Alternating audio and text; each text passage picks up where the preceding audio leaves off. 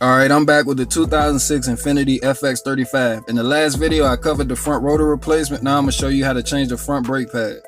You want to begin by popping the hood and removing the cap from the master brake cylinder to prevent pressure buildup when you collapse the caliper piston. Then jack up the front end and support with jack stands. Remove the wheel cover with the flathead screwdriver, and you'll need a 21mm socket to remove the lug nuts. Then remove the two 14mm caliper bolts.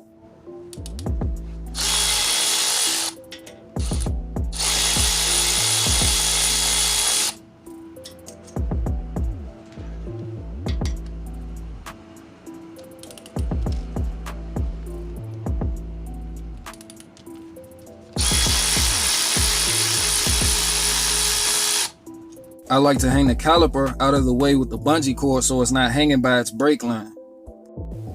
The pads just slide off. The wear indicator for the outer pad is on the bottom and the wear indicator for the inside pad is on the top. This is important because we'll be putting the new pads in with the indicators in the same direction. Since the new pads didn't come with new hardware, we'll clean up the existing hardware and add a little grease to the contact points. We'll also put a little grease on the back of the new pads to prevent brake squeal.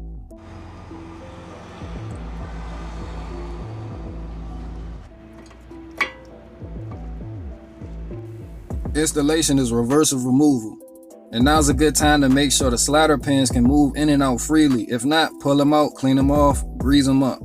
To compress the caliper piston, I use the old brake pad and C-clamp method, and as always, you want to start the caliper bolts by hand before tightening them down with a ratchet.